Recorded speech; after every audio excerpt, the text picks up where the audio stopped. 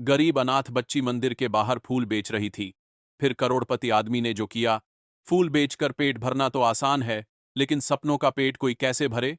यह डायलॉग गूंजता है कहानी की शुरुआत में, जहां एक मासूम सी अनाथ बच्ची मीरा मंदिर के बाहर बैठी फूल बेच रही थी। सुबह का वक्त था। मंदिर की घंटियां बज रही थीं। श्रद्धालु आते जाते हुए भगवान को फूल चढ़ा रहे थे। कोने में मिट्टी से सने पैर और धूल भरे कपड़े पहने मीरा बैठी थी। उसकी उम्र मुश्किल से 10 साल। उसकी छोटी सी टोकरी में गेंदा, गुलाब और चमेली के फूल रखे थे।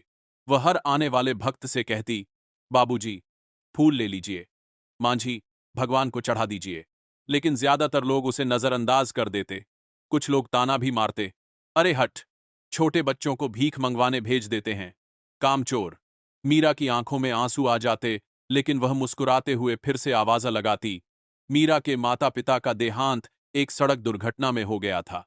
छोटी सी उम्र में ही उसने अनाथ होने का दर्द झेला। गांव में कोई रिश्तेदार उसे अपनाने को तैयार नहीं था।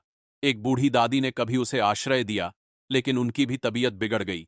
अब मीरा रोज सुबह मंदिर के बाहर फूल बेचती और जो कुछ पैसे मिलते उनसे अपना और दादी का पेट भरती। उसका सपना था, एक दिन स्कूल जाऊंगी, पढ़ लिख कर टीचर बनूंगी। लेकिन किस्मत जैसे हर रोज उसे ताना देती। फूल बेचने वाली लड़कियां सपने नहीं देखतीं। एक दिन मंदिर के बाहर एक लंबी गाड़ी आकर रुकी। उससे एक शख्स उतरा, विक्रम अरोड़ा, शहर का बड़ा बिजनेसमैन, करोड़पति। सूट बूट में, हाथ में महंगा मोबाइल और आंखों में रुतबा। वह मंदिर में पूजा करने आया था। मीरा ने टिमिड आवाज़ में कहा, साहब, फूल ले लो। विक्रम ने पहले तो नजरअंदाज किया, लेकिन तभी उसकी नजर मीरा की आंखों पर पड़ी। वो आंखें जो गरीबी और मजबूरी में भी सपनों की चमक रखती थीं। उसने फूल खरीदे और पूछा, ये सब फूल तू खुद बेचती है? मीरा बोली, हाँ साहब, माँ बाबा अब नहीं हैं, दादी बीमार हैं, पेट भरने के लिए यही करना पड़ता है। विक्रम को कुछ पल के लिए चुप्पी ने घेर लिया। कभी उसने खुद भी गरीबी देखी थी। उसके पिता एक छोटा दुकानदार थे, लेकिन मेहनत से उसने करोड़ों का बिजनेस खड़ा किया। उसने मीरा से पूछा, पढ़ाई क्यों नहीं करती? मीरा ने मासूमियत से कहा, स्कूल जाने के लिए फीस चाहिए साहब, किताबें चाहिए, पर मेरे पास तो फूल ही हैं। यह सुनकर विक्रम के दिल में कुछ टूट सा गया। पूजा करने के बाद वह वापस अपनी गाड़ी में बैठने ही वाला था कि रुक गया। उसने अपनी कार ड्राइवर से कहा, फूल खरीदने आए थे, लेकिन आज इंसानियत खरीदनी है। वह वापस गया और मीरा की पूरी टोकरी खरीद ली।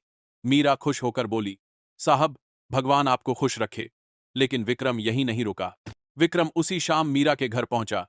टूटी फूटी झोपड़ी, जहां दादी खाट पर बीमार पड़ी थीं। उसने दादी से कहा, माई, अब मीरा फूल नहीं बेचेगी। अब यह स्कूल जाएगी, पढ़ेगी और अपने सपनों को पूरा करेगी। दादी की आंखों से आंसू बह निकले। मीरा हकबक्का गई। साहब, आप मेरे लिए इतना क्यों कर रहे हो? विक्रम मुस्कुराया, क्योंकि मैंने भी कभी फूल बेचे थे और कोई था जिसने मेरा हाथ थामा था। आज मेरी बारी है। अगले दिन ही विक्रम ने मीरा का दाखिला शहर के बड़े स्कूल में कराया।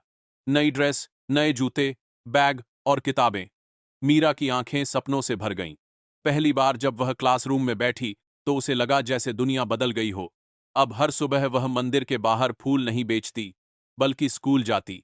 जल्द ही यह खबर अखबारों और टीवी में छपी, करोड़पति ने फूल बेचने वाली अनाथ बच्ची को दिया नया जीवन। लोग विक्रम की तारीफ करने लगे, पर विक्रम हमेशा यही कहता, मैंने कुछ नहीं किया, असली काम मीरा ने किया है। उसने हार नहीं मानी। मीरा ने पढ़ाई में कमाल कर दिखाया। सालों बाद जब वह बड़ी हुई तो उसने टीचर बनकर गांव के गरीब बच्चों के लिए मुफ्त स्कूल खोला।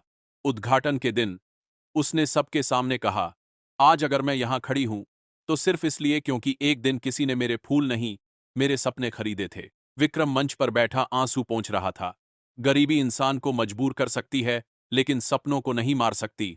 और जब इंसानियत करोड़ों से ऊपर उठकर किसी गरीब का हाथ थामती है, तब चमत्कार होता है।